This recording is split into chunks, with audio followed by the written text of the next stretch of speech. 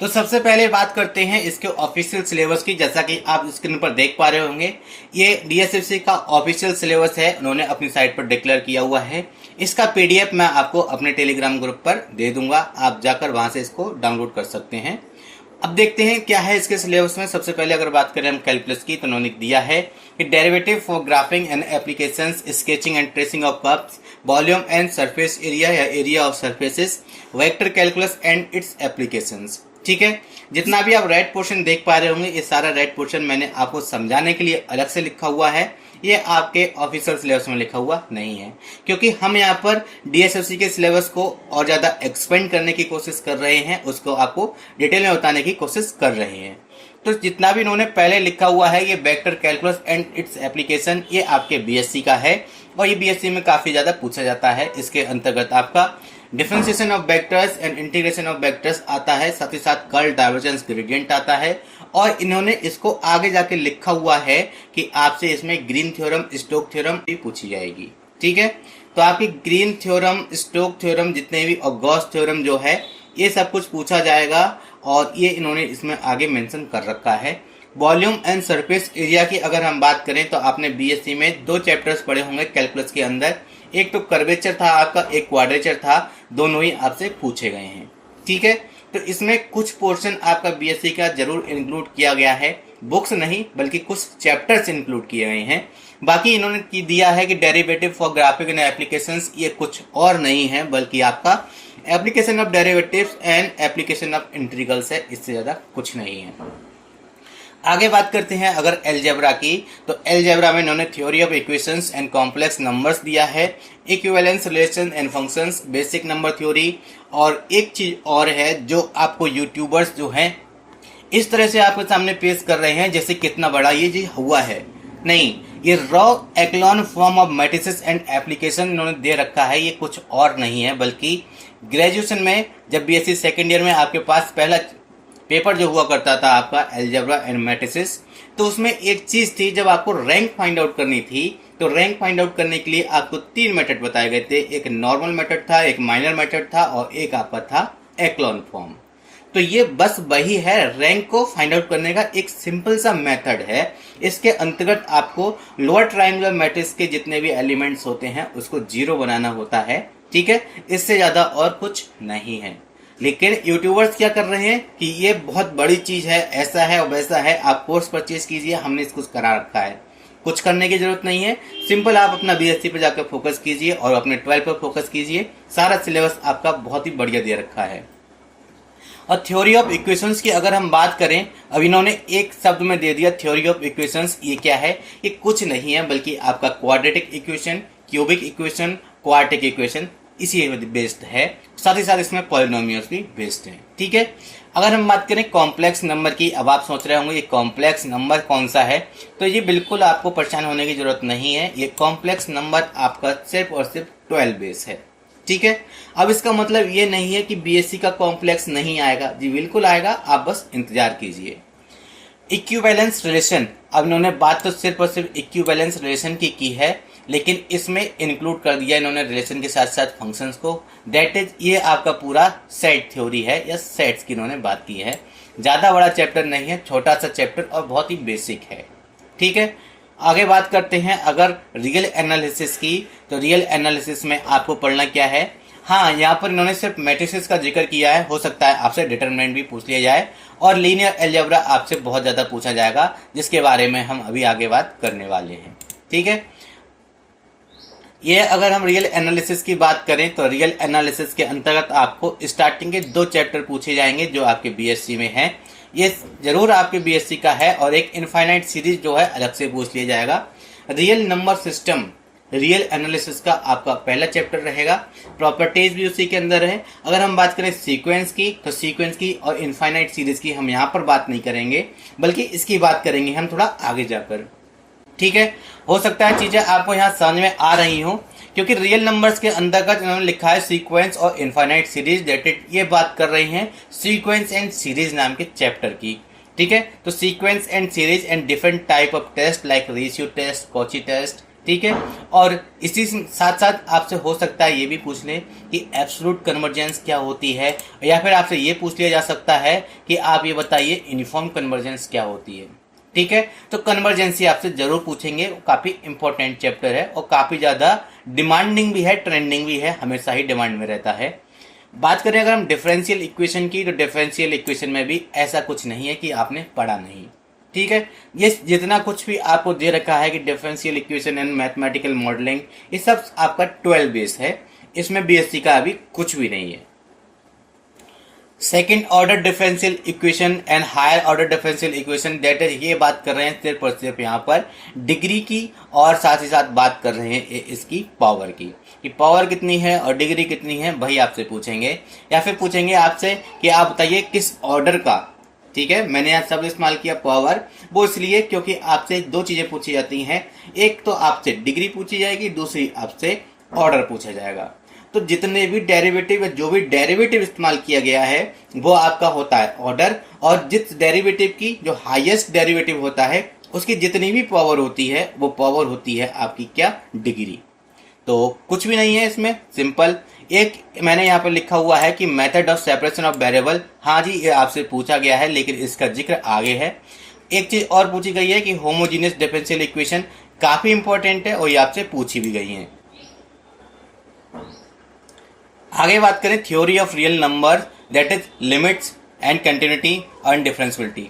ठीक है, इसका इतना सारा इन्होंने लिखा हुआ है, मतलब सिर्फ इतना ही है कि आपसे लिमिट, कंटिन्यूटी एंड डिफरेंशियबिलिटी पूछी गई है।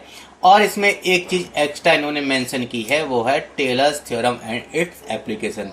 जी हाँ, ये आपका बीएससी का है। ठीक है, Taylor's theorem and its application, ये आपके बीएससी का है। साथ ही साथ इसमें इन्होंने एक चीज छुपा रखी है, वो कुछ इस प्रकार से है कि टेलर्स जब भी आपसे पूछा जाएगा तो आपसे इसमें मैक्लोरियन भी पूछा जाएगा।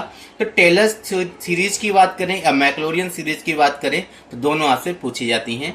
इसमें ज्यादा कुछ आपको समझने की जरूरत नहीं है। आप सोचे कि पुराना वाला डेरिवेशन करना शुरू कर दें, जी नहीं, आपसे सिर्फ और सिर्फ क्या पूछा जाएगा कि साइन इनवर्स एक्स की सीरीज बता दीजिए, कॉस इनवर्स एक्स की सीरीज बता दीजिए, या टेन इनवर्स एक्स की सीरीज बता दीजिए, या ए सेक इनवर्स एक्स, जो कि आपसे ये सारे के सारे पहले पूछे जा चुके हैं, इसलिए मैं आपको बता रहा हूँ।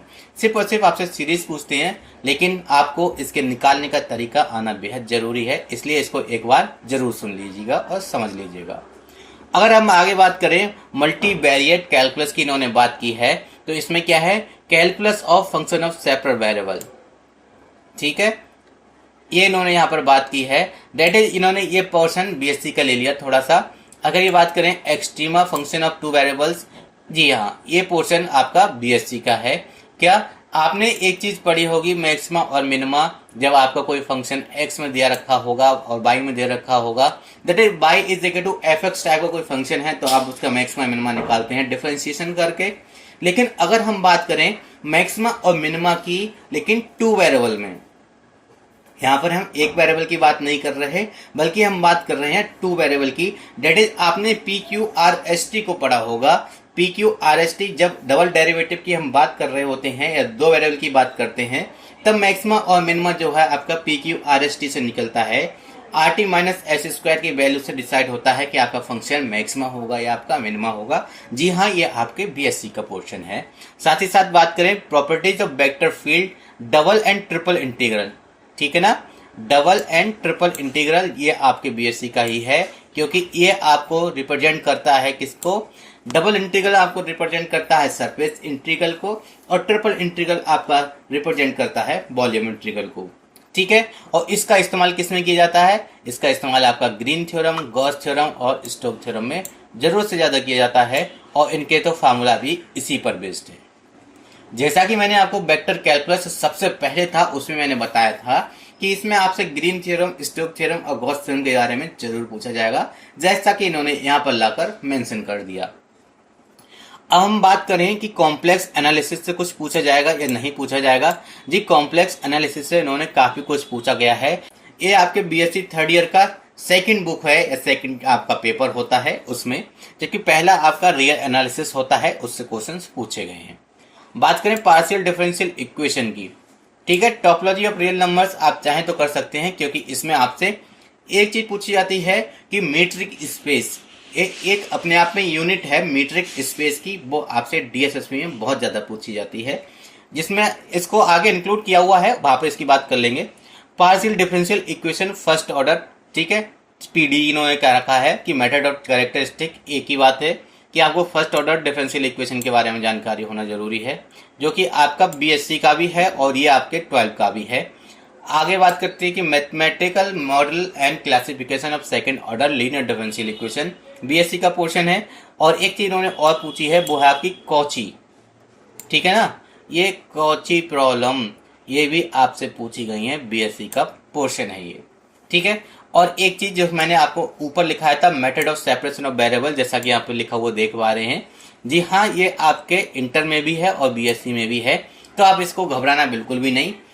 इस सिलेबस को देखकर एक चीज आप कह सकते हैं कि आपका सिलेबस जो है वो आपका वन लाइनर ज्यादा है in comparison to the calculation, मतलब इसमें इतनी ज्यादा कैलकुलेशन नहीं है, याद करने वाली चीजें ज्यादा हैं, और आपकी जो चीजें होती हैं वन लाइनर, जैसे कि कुछ स्टेटमेंट्स हैं उनको डायरेक्ट याद कर लो, उस टाइप का सिलेबस ज्यादा है, जबकि कैलकुलेशन कम हो सकती है। अगर मैं पार्शियल डिफरेंशियल इक्वेशन की यहाँ पर बात कर रहा हूँ, डेट इज मैं आपसे एक चीज और कहूंगा कि आप बीएससी के 2 चैप्टर और पढ़ लीजिएगा कैलकुलस के। वो क्या है, वो आपके कुछ इस प्रकार से हैं, सक्सेसिव डिफरेंशिएशन और यूलर्स फार्मूला। अपने होमोजीनियस फंक्शन के लिए यूलर्स फार्मूला जरूर पढ़ा होगा सक्सेसिव डिफरेंशिएशन में, क्योंकि ये उससे पूछा जाता है। सक्सेसिव डिफरेंशिएशन के आप उठा के देखेंगे तो क्वेश्चंस आए हुए हैं, और यूलर्स फार्मूला पे बेस्ड क्वेश्चन इस प्रकार से आते हैं, जैसे कि x डेवर f अपॉन डेवर x प्लस y डेवर f अपॉन डेवर y is equal to nf type से इसका फार्मूला होता है। और जो डबल के लिए अलग होता है उसके बारे में जब मैं आपको कराऊंगा तब बात करेंगे। हालांकि इस पर बेस्ड क्वेश्चंस जो है मैंने प्रीवियस ईयर के पेपर्स में करा चुका हूं, आपने अगर नहीं देखे हैं जाके फिर जरूर देखिएगा। एक पोर्शन आपका जो वेक्टर एनालिसिस का है, जो वेक्टर कैलकुलस है, वो मैंने आपको पूरा कराया हुआ है, आप जाकर देख सकते हैं। अगर हम बात करें अपने कैलकुलस की, डेट इज आपका रियल एनालिसिस था और कॉम्प्लेक्स एनालिसिस और कैलकुलस। कैलकुलस तो आपका हो चुका है, जिसमें आपका सक्सेसिव डिफरेंशिएशन और आपका यूलर्स फार्मूला, क्वाड्रेचर, कर्वेचर जो आपसे पूछा गया है वो आपके कैलकुलस के अंतर्गत आता है बीएससी के। और अगर हम बात करें रियल एनालिसिस की, तो रियल एनालिसिस में मैंने आपको अभी अभी बताया था, थ्योरी ऑफ रियल फंक्शंस के बारे में इन्होंने बात की है, ये आपके रियल एनालिसिस का है। और रियल एनालिसिस, ये रियल नंबर्स की इन्होंने बात कर रखी है, इनफाइनाइट सीरीज, ये काफी चर्चित है और रियल एनालिसिस का पोर्शन है। तो मेरा कहने का मतलब ये है क्या यहाँ पर कॉम्प्लेक्स एनालिसिस, जो कि बीएससी का आपका दूसरा पेपर हुआ करता था, उससे कुछ पूछा जाएगा या नहीं पूछा जाएगा? जी बिल्कुल। आप देख रहे हैं रीमन इंटीग्रेशन, ठीक है, रीमन इंटीग्रेशन आपके कॉम्प्लेक्स का चैप्टर है। इम्प्रॉपर इंटीग्रल कॉम्प्लेक्स का है। सीक्वेंस एंड सीरीज, जिसके बारे में मैं अभी अभी थोड़ी देर पहले आपसे कह रहा था कि सीक्वेंस एंड सीरीज को भी आपसे पूछा गया है, काफी इंपॉर्टेंट है। इसके ही अंदर काफी फॉर्मूलाज आते हैं, जैसे कॉची सीक्वेंस क्या होता है, कोई भी सीक्वेंस कॉची सीक्वेंस कब कहलाता है, बाउंडेड सीक्वेंस क्या होते हैं, अनबाउंडेड सीक्वेंस क्या होते हैं, वो सब कुछ इसमें पूछा जाएगा। और सीरीज है, सीरीज कब कन्वर्जेंट होंगी, कब डाइवर्जेंट होंगी, वो भी आपसे पूछी जाएंगी। अगर बात करें पावर सीरीज की, तो इससे क्वेश्चंस तो हमेशा ही पूछे जाते हैं, पावर सीरीज के क्वेश्चंस इंपॉर्टेंट हैं। तो ये सब कुछ कहाँ से है? ये सब कुछ आपका ये है कॉम्प्लेक्स एनालिसिस से। और एक चीज इसमें सिंगुलरिटी नाम से आती है, सिंगुलरिटी हालांकि इन्होंने डिस्क्राइब नहीं की है, मैं आपसे कहूंगा कि इतना कुछ आप पढ़ रहे हैं तो एक बार सिंगुलरिटी को भी पढ़ लेना। और रेजिड्यू की आगे हम बात कर ही लेंगे। अगर हम बात करें थ्योरी ऑफ लीनियर अलजेब्रा 1, ये आपका बीएससी का पोर्शन है, ठीक है। रिंग आपसे पूछी जाएगी, रिंग से रिलेटेड सारा कुछ पूछा जाएगा। जी हाँ, आप एक चीज और देखिए कि इंट्रोडक्शन ऑफ वेक्टर स्पेस, ठीक है, आपका वेक्टर अलजेब्रा आ गया। आपसे मैंने कहा था एक चीज और कहेंगे, वो कहेंगे आपसे लीनियर ट्रांसफॉर्मेशन, जैसा कि आप लिखा हुआ देख पा रहे हैं लीनियर ट्रांसफॉर्मेशन, इससे भी क्वेश्चंस आपके पूछे गए हैं। आप जाके एक बार जरूर देखिएगा, जो आपका सिलेबस है ये लीनियर ट्रांसफॉर्मेशन से क्वेश्चंस पूछे गए हैं और ये हर एग्जाम में पूछे जाते हैं। जैसे कि कोई भी फंक्शन दे रखा है, आपसे कहेंगे कि ये लीनियरली ट्रांसफॉर्म हो सकता है या नहीं हो सकता है, और इसके अगर हो सकता है तो कैसे करेंगे, वो सब कुछ इससे पूछा जाता है। तो इसके क्वेश्चंस जो है, इसका जितना भी कॉन्सेप्ट होगा वो आपका कल से शुरू होगा।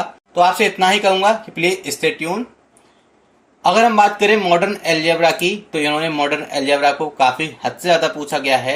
मॉडर्न अलजेब्रा के अंतर्गत जैसे कि आपके रिंग आ जाते हैं, डोमेन आ जाता है, वो आपसे पूछा गया है। कहने का मतलब बीएससी का आपने जितना अलजेब्रा पढ़ा था, लीनियर अलजेब्रा, वेक्टर अलजेब्रा, वो सारा आप कर लीजिए, फायदे में रहेंगे। मीट्रिक स्पेस की हमने बात की कि ये आपकी रियल एनालिसिस की एक अपनी सेपरेट यूनिट है, इससे क्वेश्चंस पूछे गए हैं। Basic concept of metric spaces, topology of metric space, continuity and uniform continuity in metric spaces, connectedness and compactness, ये अपने आप में एक आपकी यूनिट है, इसको आपको पूरा करना जरूरी है। इससे क्वेश्चंस काफी पूछे गए हैं डीएसएसपी में। डीएसएसपी इसमें ज्यादा इंटरेस्ट शो करता है। अब ग्रुप थ्योरी की बात करें तो ग्रुप थ्योरी में उन्होंने कहा है कि ऑटोमॉर्फिज्म एंड प्रॉपर्टीज पूछी गई हैं, इंटरनल एंड एक्सटर्नल, ये आपका एक्स्ट्रा पोर्शन है। ये आपसे external and internal direct product of groups पूछा गया है। ग्रुप एक्शन, एंसलाउ थ्योरम एंड एप्लीकेशन एक ही चीज है, इसमें ज्यादा कुछ नहीं है। ये सारा पोर्शन आपका बाहर का है, कहा जाए तो आपके हायर का है, ठीक है। अगर हम बात करें कॉम्प्लेक्स एनालिसिस की, तो कॉम्प्लेक्स एनालिसिस के अंदर आपको जो ट्रेंडिंग रहता है, एक तो ये रहेगा कि analytic function, Cauchy Riemann equation, CR equations, जो आपकी इक्वेशंस हैं, और इन्होंने इसमें एक चीज छुपा रखी है, वो है हार्मोनिक फंक्शन। अगर इन्होंने सीआर इक्वेशंस की बात की है, दैट इज इन्होंने बात की है एनालिटिक फंक्शन की, एज वेल एज इन्होंने बात की है इसमें हार्मोनिक फंक्शन के बारे में। हो सकता है आपसे एनालिटिक की जगह हार्मोनिक फंक्शन पूछ लिया जाए, तो आप इतना सारा पढ़ेंगे, एक कॉन्सेप्ट और पढ़ लीजिएगा, 2 इक्वेशंस और याद करनी है किसी भी फंक्शन को हार्मोनिक प्रूव करने के लिए, तो ज्यादा कुछ है नहीं। एलिमेंट्री फंक्शंस एंड इंटीग्रल्स, ठीक है, ये आपका कैलकुलस का, ये आपके कॉम्प्लेक्स का पोर्शन है, आप कॉम्प्लेक्स में इसको कर सकते हैं। Cauchy theorem, okay, and fundamental theorem of algebra, series and residue, मैंने आपसे बात की थी रेजिड्यू की, तो आपका हाँ रेजिड्यू भी पूछा गया है। डेट इज कॉम्प्लेक्स से क्या क्या पूछा गया है आपका, एक तो आपसे पूछा जाएगा क्या पावर सीरीज, जो कि आपकी पूछी जाएंगी, एलिमेंट्री फंक्शन एंड इंटीग्रल पूछा जाएगा, कॉची थ्योरम पूछी जाएगी, सीरीज एंड सीक्वेंस पूछा जाएगा, रेजिड्यू आपसे पूछे जाएंगे, एनालिटिक फंक्शन आपसे पूछा जाएगा, कॉची रेजिड्यू, कॉची रीमन इंटीग्रल्स हो सकता है, पूछा जा सकता है। अगर इन्होंने यहाँ पर बात तो नहीं की है, लेकिन इन्होंने सीआर इक्वेशंस की बात की है। अगर सीआर इक्वेशंस करेंगे तो आप इसका जो कॉची रीमन इंटीग्रल है उसको भी जरूर कर लीजिएगा, या फिर रीमन इंटीग्रल है उसको भी जरूर कर लीजिएगा। अगर हम बात करें रिंग थ्योरी की, तो रिंग थ्योरी अभी इन्होंने बात की थी रिंग थ्योरी 1 की, अब ये रिंग थ्योरी लीनियर अलजेब्रा 2 की आ जाती है। तो ये सारा पोर्शन आपका रिंग का है, मॉडर्न अलजेब्रा का है, आप वहां से जाके इसको कर सकते हैं।